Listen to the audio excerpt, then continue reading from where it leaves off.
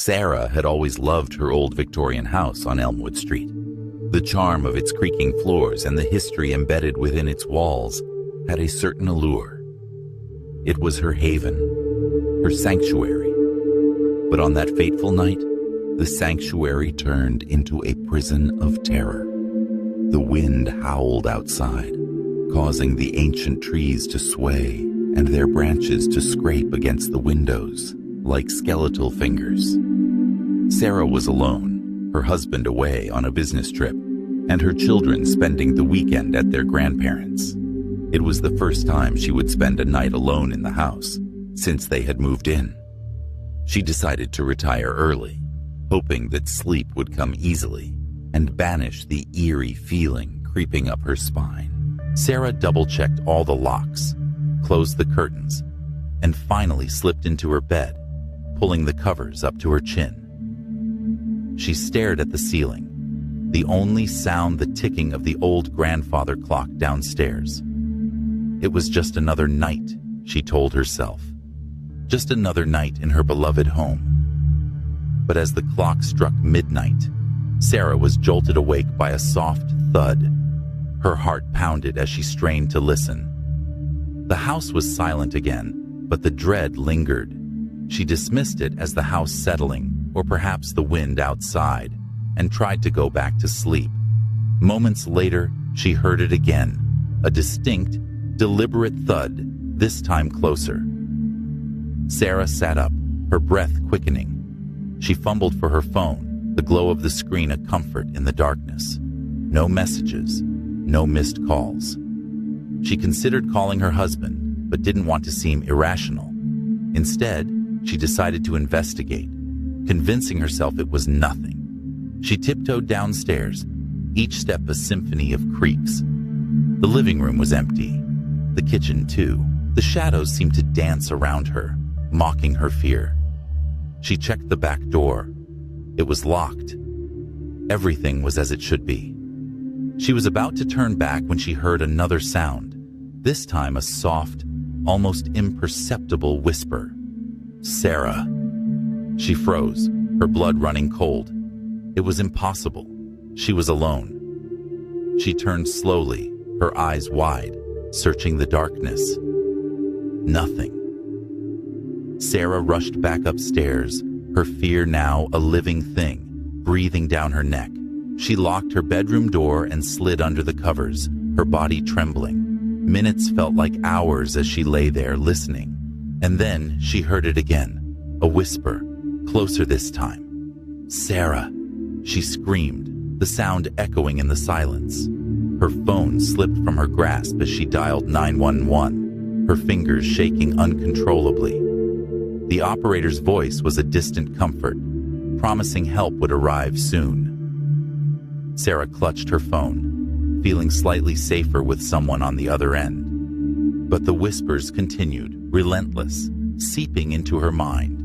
She squeezed her eyes shut, tears streaming down her face. The voice grew louder, more insistent. "Sarah, come with me." The sound of sirens in the distance brought a shred of hope. Sarah bolted upright, desperate for the nightmare to end. She glanced at the door, her heart pounding as footsteps echoed in the hallway. The handle twisted slowly.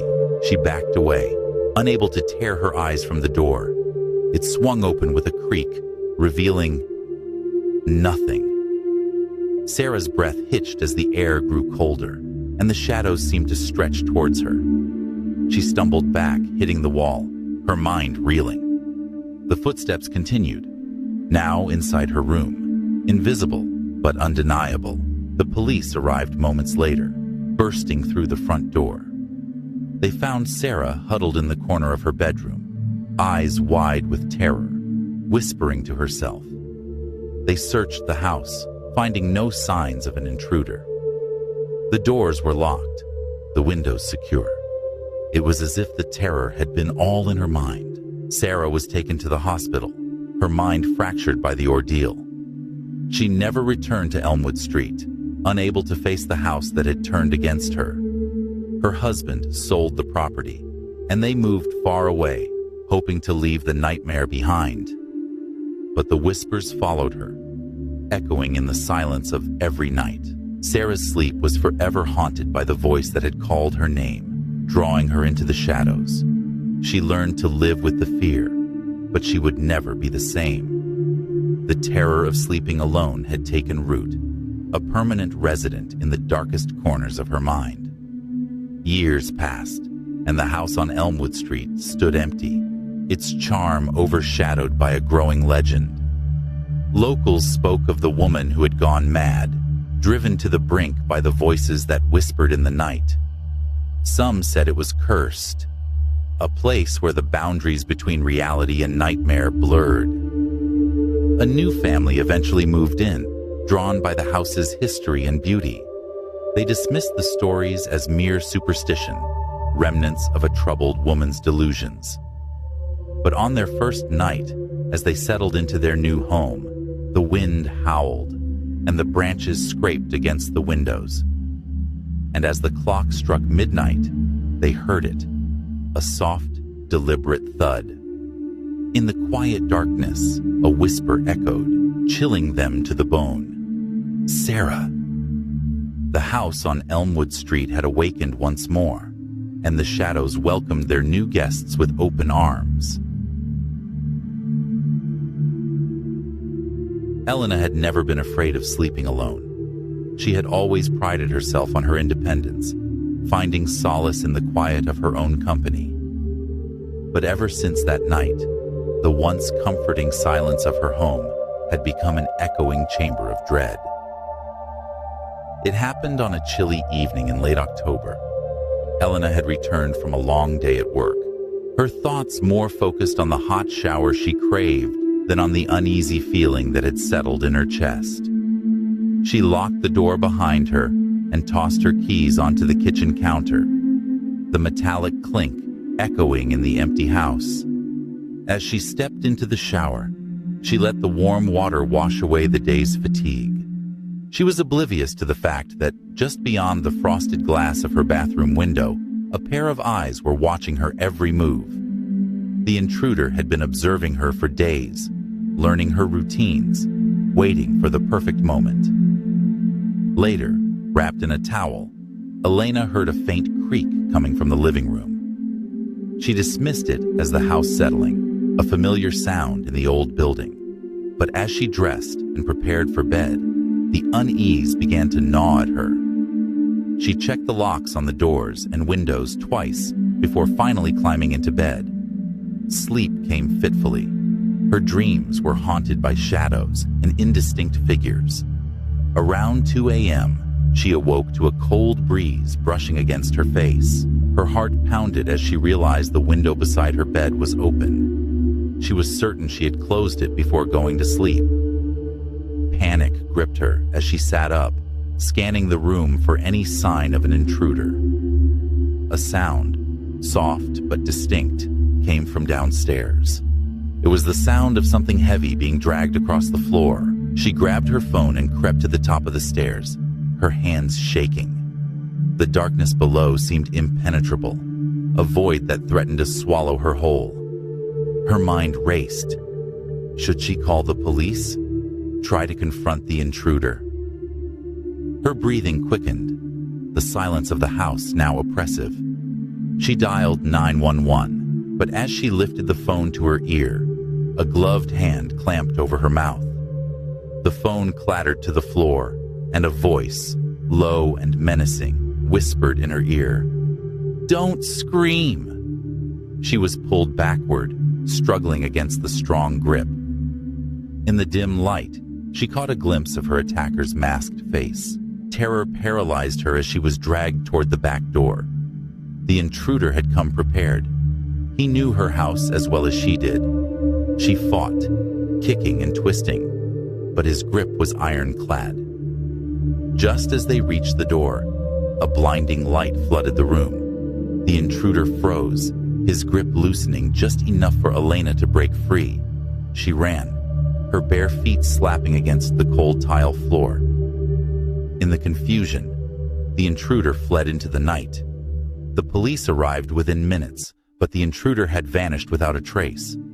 They found evidence of forced entry and signs of a struggle, but no clues as to the intruder's identity. Elena was left shaken, her sense of safety shattered. In the days that followed, she tried to return to her normal routine, but the fear lingered. She installed new locks, security cameras, and even adopted a large, protective dog named Max. But the nights were the hardest. Every creak, every shadow seemed to harbor a threat. One night, about a month after the incident, Elena was lying in bed with Max at her side. She had just begun to drift off when she heard it, a faint scratching sound like nails on a chalkboard. She sat up, her heart racing, and strained to listen. The sound was coming from the attic. She grabbed a flashlight and, with Max close behind, made her way to the attic door. She hesitated, fear prickling her skin, but she forced herself to open it. The stairs creaked under her weight as she ascended, the beam of her flashlight cutting through the darkness. As she reached the top, the scratching stopped. The attic was filled with the usual assortment of old boxes and forgotten memories, but nothing seemed out of place. She was about to turn back when Max started growling, his eyes fixed on a shadowy corner. Elena's flashlight beam followed his gaze, and she saw it. A small hidden door she had never noticed before. It was partially open, revealing a narrow passageway.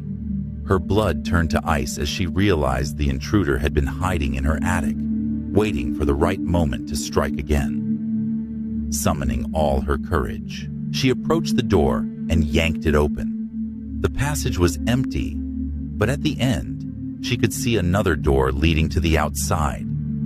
He had been using it to come and go unnoticed. She quickly called the police, who arrived and searched the area thoroughly. This time, they found evidence: footprints, fingerprints, and a stash of tools. The intruder was caught a few days later, identified as a career criminal with a history of breaking and entering. Elena felt a sense of relief knowing he was behind bars, but the psychological scars remained. Months passed, and Elena slowly rebuilt her life. The fear that had once gripped her heart began to fade. Though it never completely disappeared, she installed more security measures and took self-defense classes, determined never to feel that vulnerable again. But on quiet nights, when the house was still and the darkness seemed to close in, she could still hear the faint whisper of that night. The sound of a window opening, the soft creak of a floorboard, and the menacing voice that had shattered her peace. It was a reminder that true safety is an illusion, and vigilance is the price of freedom. Wendy stood at the window of her new house, gazing into the fading light of dusk. She had always dreamed of owning a home, and this quaint, isolated cottage in the countryside seemed perfect. But ever since she moved in, something felt off. Every night, like clockwork, a large black dog would appear just beyond the garden fence, staring directly at her with eyes that glowed an eerie yellow. At first, she dismissed it as a stray, but its unwavering gaze and the way it seemed to be waiting for something made her uneasy. She mentioned it to her neighbor, Mrs. Thompson, an elderly woman who had lived in the area her whole life. "Oh dear, that's no ordinary dog," Mrs. Thompson had said, her voice dropping to a whisper. "They say it's a spirit, a guardian of sorts, watching over something or someone. Best be careful." Wendy tried to laugh it off, but the old woman's words lingered in her mind. That night, as the last rays of sunlight disappeared, she saw the dog again. It sat motionless, its eyes fixed on her. Wendy's heart pounded. She closed the curtains, trying to shake off the fear. Days turned into weeks, and every night the dog was there. Wendy's sleep became restless, haunted by nightmares of the dog's glowing eyes. and an overwhelming sense of dread. She started keeping a journal, documenting the dog's appearance and any strange occurrences in the house. One night, as she was jotting down her observations, she heard a low, guttural growl coming from outside. Her blood ran cold. She crept to the window and peeked through a small gap in the curtain. The dog was there, closer this time, right at the garden gate. Its eyes seemed more intense, filled with a malevolent intelligence. Wendy's pulse quickened. She backed away from the window and double-checked all the locks.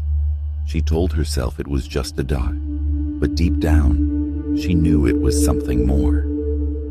That night, sleep was impossible.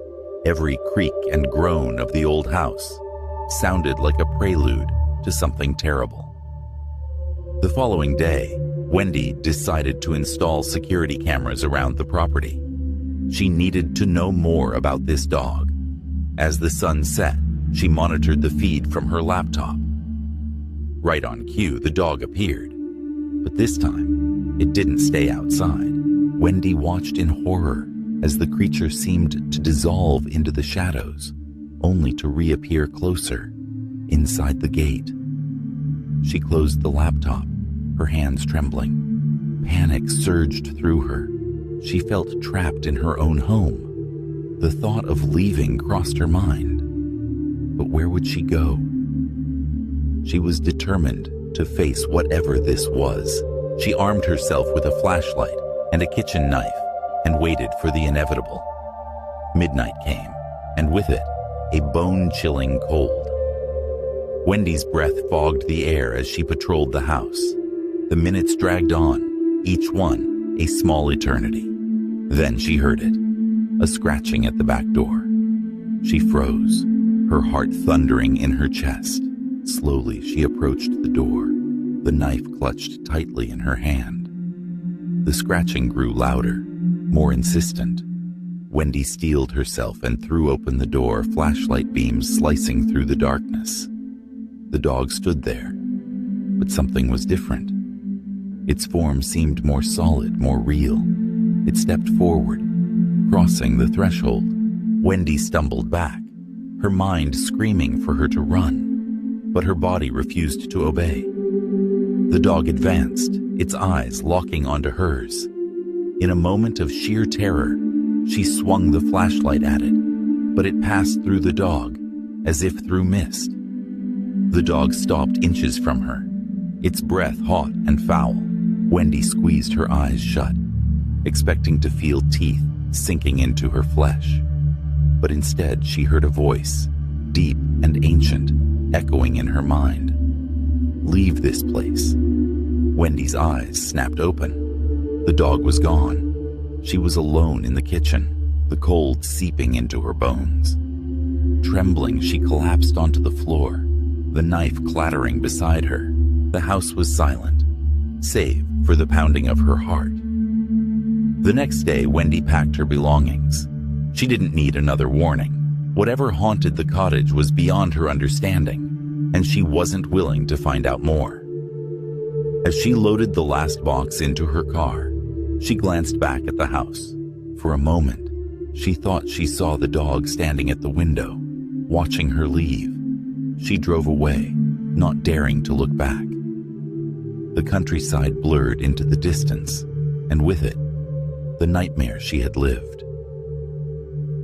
Wendy found a small apartment in the city, far from any rural isolation. It wasn't her dream home, but it was safe. Months passed, and the memory of the black dog faded, though it never completely left her. She avoided talking about it, fearing that acknowledging it might somehow bring it back. But sometimes, late at night, she'd wake from a dream, her heart racing, convinced she could hear a distant howl. Wendy never returned to the cottage.